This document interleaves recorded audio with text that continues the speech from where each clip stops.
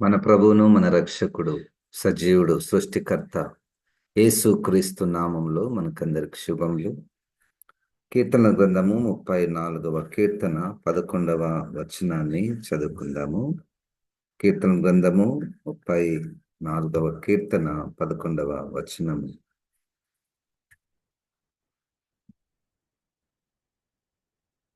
పిల్లలారా, మీరు వచ్చి నా మాట వినుడి. యెహోవా యందలి భయభక్తులు మీకు నేర్పెదను. పిల్లలారా, మీరు వచ్చి నా మాట వినుడి. ఇది దేవుడు తన భక్తుడైనటువంటి దావీదు గారి ద్వారా అనేకులకు ఇస్తున్నటువంటి పిలుపు. ఇక్కడ నా మాట వినుడి అనగా, ఒకవైపు దేవుని మాట వినుడి, మరొక వైపు దేవుని గూర్చినటువంటి రుచి, బలము, ప్రభావము, శక్తి అనుభవించినటువంటి దావీదు గారు కూడా తన వ్యక్తిగత అనుభవము నుండి నా మాట వినండి అనగా, దేవుడు నన్ను ఏ విధముగా బలపరిచాడు, దీవించాడు, ఆశీర్వదించాడు, ఆ విధంగా నా మాట వింటే, అంటే దేవుని మాట వింటే మీరు దీవించబడతారు. పిల్లలారా, మీరు వచ్చి నా మాట వినుడి, నా మాట వినుడి. దేవుడు కూడా ఈ దినములలో అనేకులకు ఇస్తున్నటువంటి పిలుపు, నా మాట వినుడి. అంటే దానిలో ఉన్నటువంటి ఇంకొక భావం ఏమిటంటే, దేవునికి వ్యతిరేకంగా అపవాది కూడా నా మాట వినుడి, నన్ను వెంబడించండి, నా ముద్ర వేసుకోండి, నా మాట వింటే మీరు సుఖంగా జీవిస్తారు అని ఒకవైపు అపవాది ప్రయత్నము, మరొక వైపు దేవుడు తన సేవకుల ద్వారా, ప్రవక్తల ద్వారా, న్యాయాధిపతుల ద్వారా, యాజకుల ద్వారా, కాపర్ల ద్వారా, అపోస్తలుల ద్వారా, సువార్తికుల ద్వారా ప్రతిరోజు తన ఆత్మ స్వరము వినాలని దేవుడు మన దగ్గరికి పంపించుచున్నాడు. దేవునికి స్తోత్రం. చివరి దినములలో ప్రకటన గ్రంథములో 7 సంఘాలకు రాస్తూ, ప్రతి సంఘానికి చివరిలో ఆత్మ సంఘముతో చెప్పుచున్న మాటలు చెవిగలవాడు వినుగాక. ఆ మాట, ఇప్పుడు మనం వింటున్నటువంటి మాట, మనలను జాగ్రత్త చేసే మాట. సంఘానికి దేవుడు ఇస్తున్నటువంటి మాట మనల్ని జాగ్రత్త చేసే మాట. దినములు చెడ్డవి, అంత్య దినములు చాలా చెడ్డవి, చాలా ఆకర్షణీయంగా ఉన్నటువంటివి. నా మాట వినండి అని దేవుని యొక్క పిలుపు. వినండి అంటే విని నన్ను వెంబడించండి, లేదా విని దాని ప్రకారము నడుచుకోండి. దేవునికి స్తోత్రం. కనుక దేవుడు తన యొక్క స్వరమును వినిపింప చేస్తూ ఉన్నాడు. దేవుని యొక్క స్వరం ఎల్లప్పుడూ కూడా ప్రకటించబడుతూనే ఉంది. ఒకవైపు దేవుని యొక్క పిల్లలు తన మాట వినకపోయినప్పుడు చాలా బాధపడేటటువంటి పరిస్థితి కూడా యెషయా గ్రంథంలో 1వ అధ్యాయంలో, ఈ జంతువులు వాటి యొక్క యజమానులను మాట వింటున్నాయి, నా ప్రజలు నా మాట వినడం లేదు, నా ప్రజలు నా మాట వినడం లేదు. అంటే దేవుడు మాట అంటే నీతిగా, న్యాయముగా నడుచుకొనుట. మీరు నడుచుకోవాలి. నేనే చెప్పాను, మీరు నన్ను ఈ విధముగా ఆరాధించాలి, గుడికి రావాలి, బలులు అర్పించాలి, నైవేద్యాలు అర్పించాలి, కానుకలు ఇవ్వాలి, దశమ భాగాలు ఇవ్వాలి, ఆ? పండగలు చేసుకోవాలి. ఇవన్నీ నేను చెప్పినటువంటివి మీరు వింటున్నారు. కానీ వాటితో పాటు నేను ఇంకొకటి కూడా చెప్పాను. అది వినడం లేదు. అప్పుడు దేవుడు ఏమంటున్నాడు? ఈ రెండోది మీరు చేయకపోతే మొదటి దాని యందు నేను సంతోషించను. రెండవది ఏంటి? మన జీవితంలో దేవుణ్ణి అంగీకరించామన్న దానికి సరిపోయినటువంటి జీవితము. అది రెండవది. దినదిన జీవితంలో వ్యక్తిగతంగా, కుటుంబంగా, సమాజంలో, సంఘములో దినదినము మనము పరిశుద్ధముగాను, నీతిగాను జీవించాలన్నటువంటి ఆ మాట దేవుడు ఎక్కువగా కోరుకుంటున్నాడు. మరి మొదటిదేంటి అంటే, నన్ను ఆరాధించండి, గుడికి రండి, ఇవి ఆచరించండి, సబ్బాతు దినాన్ని పాటించండి. ఇది మొదటిది. రెండవది, ఇప్పుడు పిల్లలారా మీరు వచ్చి నా మాట వినుడి.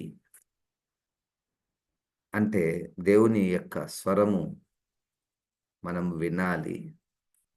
దేవుని స్వరము వినాలంటే అది కూడా ప్రభు చేసే కార్యమే. 16వ అధ్యాయములో అపోస్తల కార్యములు దేవుడు ఆమె హృదయమును తెరిచెను గనుక వారు చెప్పు విషయముల యందు ఆమె లక్ష్యముంచెను. 16వ అధ్యాయము అపోస్తలుల కార్యముల గ్రంథములో ఇట్లే మనము పెట్టుకున్నట్టు, మీటింగ్ పెట్టుకున్నట్టు వారు కూడా అక్కడ ఒక మీటింగ్ జరుగుతుంది. ఫిలిప్పీకి వచ్చినప్పుడు 12వ వచనంలో 13వ వచనంలో విశ్రాంతి దినమున గవిని దాటి నదీ తీరమున ప్రార్థన జరుగుననుకొని అక్కడికి వచ్చి కూర్చుండి కూడి వచ్చిన స్త్రీలతో మాట్లాడుచుంటిమి. అప్పుడు లుదియాయను దైవ భక్తి గల యొక్క స్త్రీ వినుచుండెను. ఆమె ఉదారంగు పొడినమ్ము తుయతైర పట్టణస్థురాలు. ప్రభువు ఆమె హృదయము తెరిచెను గనుక పౌలు చెప్పిన మాటల యందు లక్ష్యముంచెను. ఆమెయు ఆమె ఇంటి వారును బాప్తిస్మం పొందినప్పుడు ఆమె, నేను ప్రభువునందు విశ్వాసం గలదానని మీరు ఎంచితే నా ఇంటికి వచ్చి ఉండుడని వేడుకొని మమ్మను బలవంతము చేసెను. ప్రభువు ఆమె హృదయము తెరచెను గనుక. దేవునికి స్తోత్రం. దేవుని మాట వినాలంటే మన ప్రయత్నం ఏమి లేకపోయింది. దేవుని మాట వినాలంటే మరలా దేవుడే కార్యం జరిగించాలి. దేవుడు ఎవరి హృదయాన్ని తెరిస్తే ఆ కఠిన హృదయాలు పగలగొట్టబడి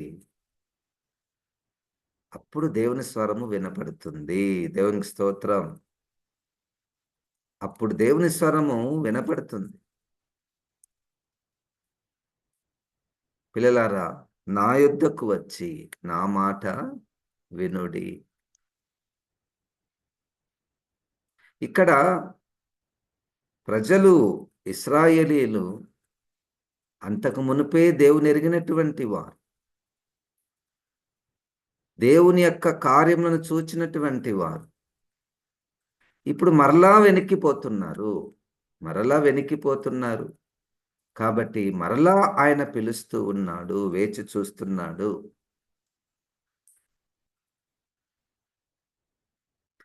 ఆయన మాటలు నిత్య జీవమును ఇచ్చే మాటలు. దేవునికి స్తోత్రం. యోహాను సువార్త 6వ అధ్యాయములో, యోహాను సువార్త 6వ అధ్యాయములో చూడండి, 68వ వాక్యము.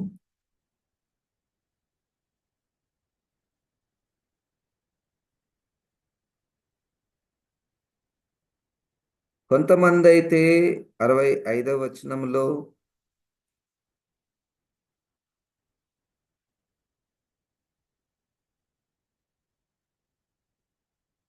65. మరియు ఆయన తండ్రి చేత వానికి కృప అనుగ్రహింపబడకుంటే ఎవడును నా యొద్దకు రాలేడని ఈ హేతువును బట్టి మీతో చెప్పి నేను.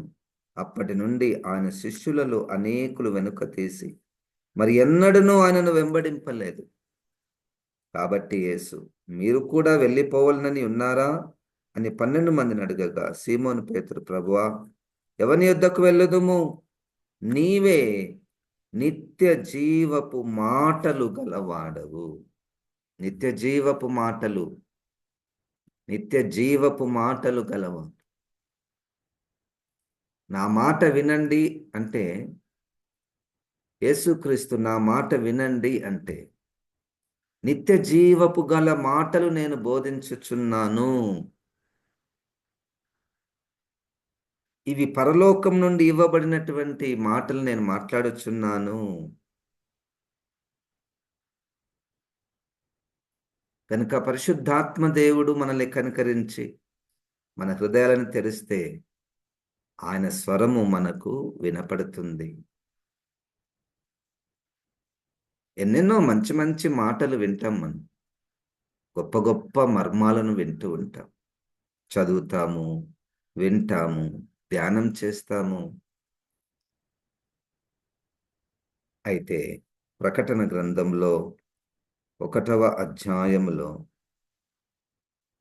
3వ వచనంలో, సమయము సమీపించినది గనుక ఈ ప్రవచన వాక్యములు చదువువాడును వాటిని విని ఇందులో వ్రాయబడిన సంగతులను గైకొను వారును ధన్యులు. 3 పనులు: చదువుట, వినుట, గైకొనుట. చదువుట, వినుట, గైకొనుట. చదివేది మన చేతుల్లోనే ఉన్నది. ఎవరైనా బలవంతం చేస్తే, లేదా అప్పుడప్పుడు మనకు ఏది తోచకపోతే, లేదా ఏదైనా ఒక మంచిది దొరుకుతుందేమో అని మనము చదువుతాం. వింటాం. వినడము అయితే మనకు చాలా అవకాశాలు. సంఘ పరిచర్యలో, కూడికలలో వింటాం. అది కూడా మన చాయిసే. గైకొనుట, గైకొనుట అంటే నేను విన్న దాని ప్రకారము నడుచుకోవాలన్న మనసు మాత్రము ప్రభువు కృప ద్వారానే అది జరుగుతుంది.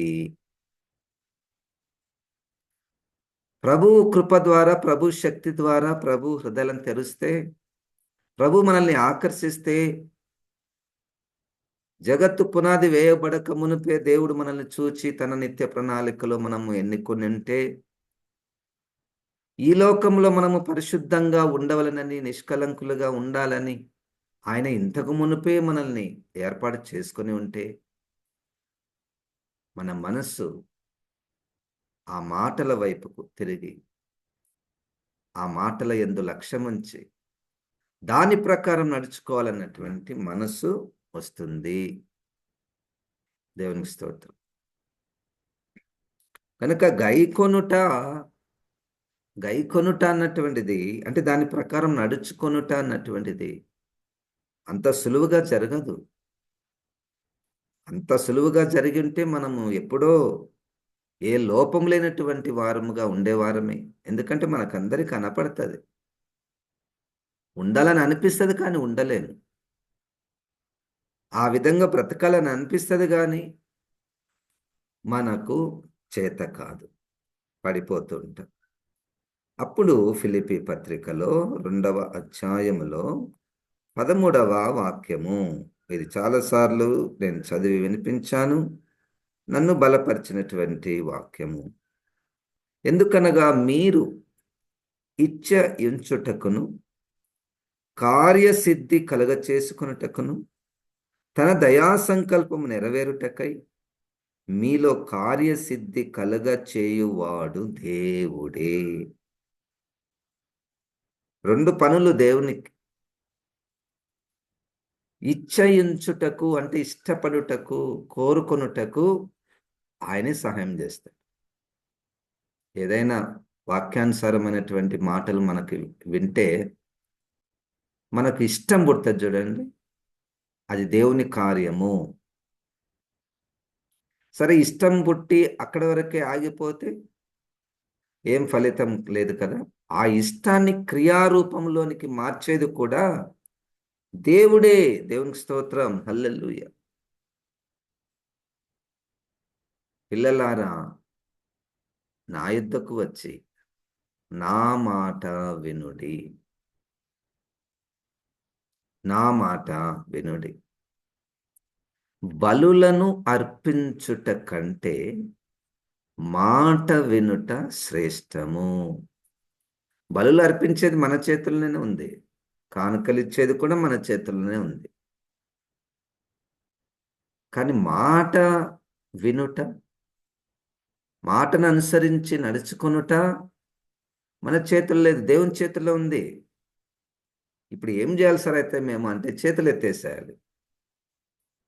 అంటే మా చేత కాదు, మేము చాలా బలహీనులము, చాలా బలహీనులం. అట్లా కాక ఇప్పుడు మాకేం తక్కువైంది, బలులను బాగానే అర్పిస్తున్నాం కదా, దేవుడు ఆశించినటువంటి దేవుని గణపరుస్తున్నాం కదా, దేవునికి ఆరాధన చెల్లిస్తున్నాం కదా, మంచిగా వాక్యాన్ని రోజు ధ్యానం చేస్తున్నాం కదా, భక్తి చాలా ఉంది కదా. మరి అనుసరించుట, అందుకని బలులు అర్పించుట కంటే మీ యొక్క పండుగలు, ఆచారాలు, సంస్కారాలు, వీటి కంటే మీరు నా మాట వినాలి. నా మాట వినాలి, జీవితంలో జీవించాలి.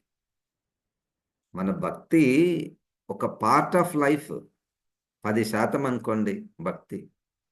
మిగిలినదంతా మనము జీవించాలి కదా. ఫ్యామిలీతో జీవించాలి, సమాజంతో జీవించాలి, సంఘంతో జీవించాలి. ఇక్కడ ప్రభువు మాట విని దాని ప్రకారం నడుచుకొనుట. కాబట్టి తన దయా సంకల్పము నెరవేరుటకై, ఎంత బాగుంది చూడండి. ఇది ఆయనే చేస్తాడు, ఎందుకంటే ఆయనకు ఒక ప్లాన్ వేశాడు. ఆ ప్లాన్ ఇప్పుడు నెరవేర్చాలి. నేనే ఆ మనసుని ఇస్తా. నువ్వు నడుచుకోవడానికి, దాన్ని గైకొనడానికి, పరిశుద్ధంగా ఉండాలన్నటువంటి ఆశను పుట్టించువాడను నేనే. చూడండి ఎంత మంచి దేవుడు ఉన్నాడు. మన మీద ఏం భారాలు పెట్టలేదు, మనకి ఏం భారాలు పెట్టలేదు. మనం చేయాల్సిందంతా కూడా నా చేత కాదు, నేను జీవించలేకపోతున్నాను. వినడం అయితే వింటాను, మాట్లాడమంటే మాట్లాడతాం, పాడమంటే పాడతాం, బోధించమంటే బోధిస్తాం. ఎన్నెన్ని గొప్ప గొప్ప వాక్యాలు. మరి దీని ప్రకారం నడుచుకోవాలన్నటువంటి మనస్సు అది ప్రభువే దయచేస్తాడు.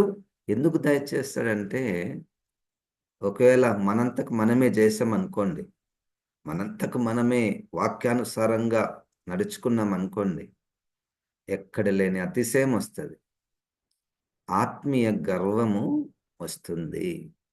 అప్పుడు మనం ఇతరులను తక్కువ చూపు చూస్తాం.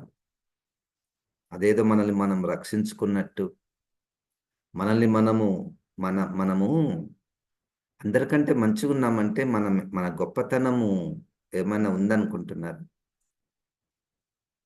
ఇతరుల కంటే నేను చాలా నీతిగా జీవిస్తున్నానంటే మన గొప్పతనము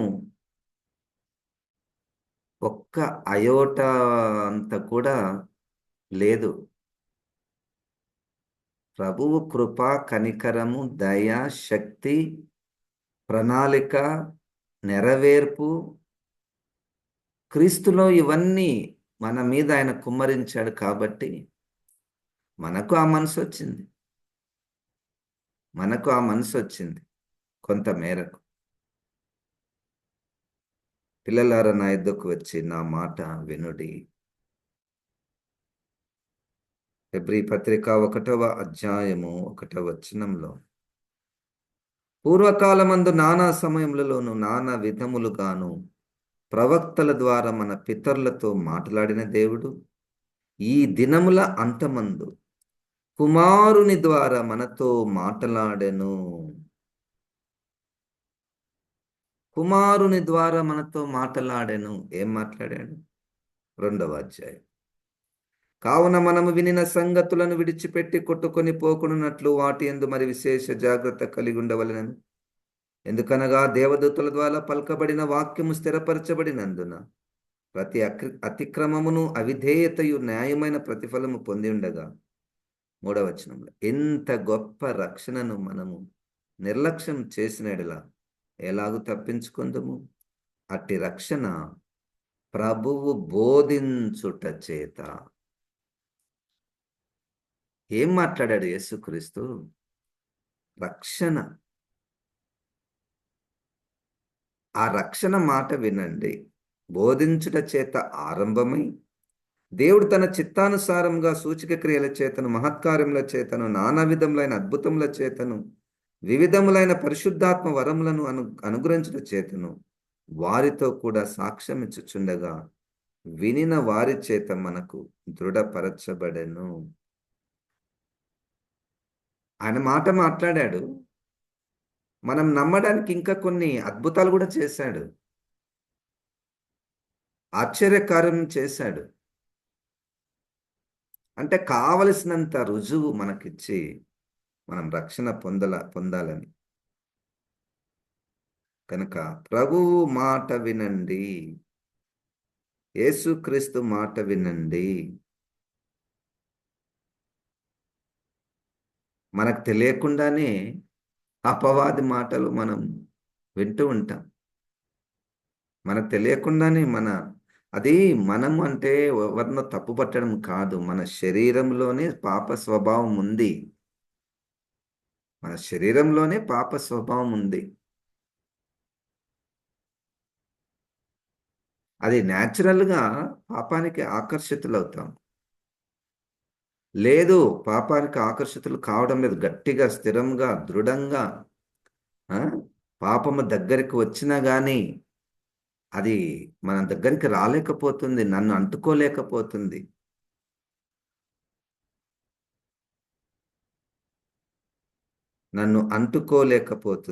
దేవునికి స్తోత్రం.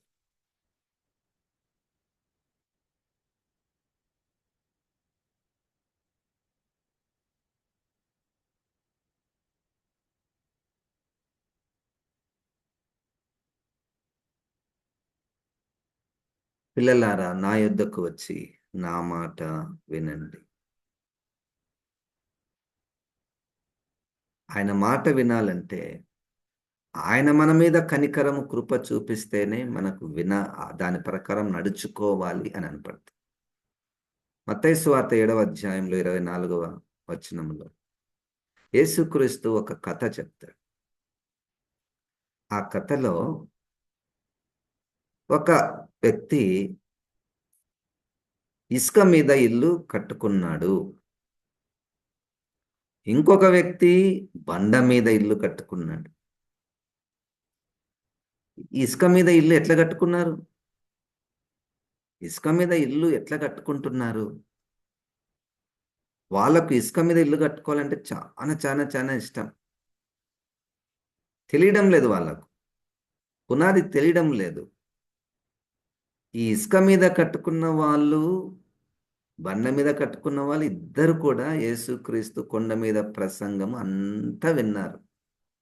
5, 6, 7 అధ్యాయులు మొత్తం విన్నారు. ఇద్దరు విన్నారు.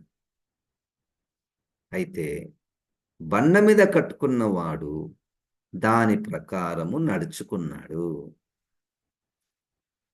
వినలేదు కాదు, వినలేదు. ఆయన ఆ ఇసుక మీద కట్టుకున్నటువంటి వారు వినలేదు, వింటూనే ఉంటారు. కొండ మీద ప్రసంగం కాదు కదా, అన్ని ఒలివ కొండ మీద ఉన్నటువంటి ప్రసంగాలు, అంటే 2వ రాకడకు సంబంధించిన ప్రసంగాలు కూడా వింటారు. దాని ప్రకారము అసలు నడుచుకోవాలన్నటువంటిది ఏదన్నా ఆ మనస్సు లేదా వింటే చాలు సార్. వింటే చాలా అద్భుతం. నేను దేవుని వాక్యం రోజు వింటాను, దాంట్లో చాలా సంతృప్తి పడిపోతుంటారు కొంతమంది. లేదా దేవుని వాక్యం నేను రోజు బోధిస్తాను, చాలా సంతోషం, చాలా సంతృప్తి. లేదా దేవుని వాక్యాన్ని క్రమం తప్పకుండా నేను ధ్యానిస్తాను, చదువుతాను, మర్మాలను తెలుసుకుంటాను.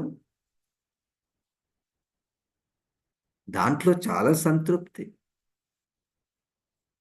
కానీ గైకొనుట ఇంకా జరగలేదు. ఇక్కడనే సమయమంతా ఇక్కడనే.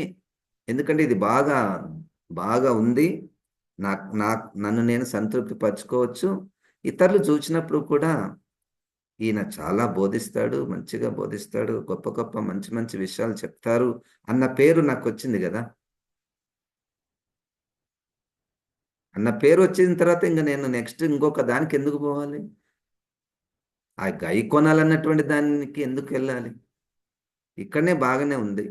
ఈ స్థితి బాగానే ఉంది. క్రమంగా ఆ, దేవుని ఆలయంకు పోవడం బాగానే ఉంది. గై కొనాలి, అది మన చేతుల్లో. అంటే గై కొనాలి, గై కొనాలి, గై కొనాలి అని చెప్తున్నప్పుడు, అబ్బా ఇది లేదే నా దగ్గర అన్న మనసు.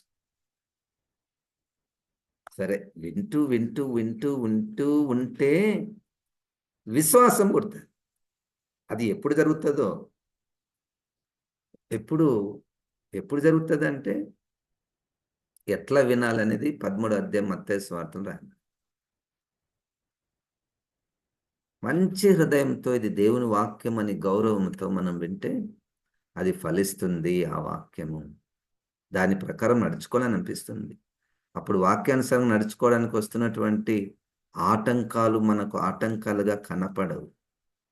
ఇరుకులు, ఇబ్బందులు ఇట్లా దాటిపోతాం. దేవుని వాక్యాన్ని ప్రకారం నడుచుకోవాలి. ఎంత నష్టం వచ్చినా, ఎంత కష్టం వచ్చినా, ఎంత అవమానమైనా దేవుని వాక్యం ప్రకారం నడుచుకోవాలి. నన్ను వెర్రివారిగా అనుకున్నా పర్వాలేదు, దేవుని వాక్యం ప్రకారం నడుచుకోవాలన్నటువంటి విచిత్రమైన జీవితాలు కొంతమంది ఉంటారు. అందరినీ సంతోషపెట్టే జీవితాలు కూడా కొన్ని ఉంటాయి. మరీ విపరీతంగా ఆ, మనము వాక్యానుసారంగా నడుచుకుంటే వాళ్ళకి చాలా ఇబ్బంది అవుతుంది. వాళ్ళు బాధపడతారు. అందరూ ఒక దారిలో పోతుంటే నేను ఒక దారిలో పోతే ఏమనుకుంటారు అని వాక్యము ఒకవైపు చెప్పుచున్న దాన్ని ఆపివేసి అందరు పోయే మార్గంలో పోతే సరిపోతుంది కదా. పిల్లలారా, నా యొద్దకు వచ్చి నా మాట వినండి. ప్రార్థన చేసుకుందాం. పరిశుద్ధాత్మ దేవుడు ఆయన మాట విని దాని ప్రకారం నడుచుకోవడానికి సహాయం చేయనుగాక. జీవం గల తండ్రి, మా హృదయాలను తెరువుము ప్రభా. నీ మాటలు ఎన్నో బోధిస్తున్నాము, వింటున్నాము. దాని ప్రకారం నడుచుకునే శక్తిని, కృపను మాకు దయచేయమని యేసు క్రీస్తు నామమున ప్రార్థిస్తున్నాము తండ్రి. ఆమెన్. ఇప్పుడు మన పరమ తండ్రి అయిన దేవుని యొక్క ప్రేమ, ప్రభువైన యేసుక్రీస్తు కృపా, పరిశుద్ధాత్మ దేవుని యొక్క సహవాసం మనకందరికి సదాకాలము తోడై ఉండును గాక. ఆమెన్. ఆమెన్. దేవుడు మనల్ని దీవించును గాక.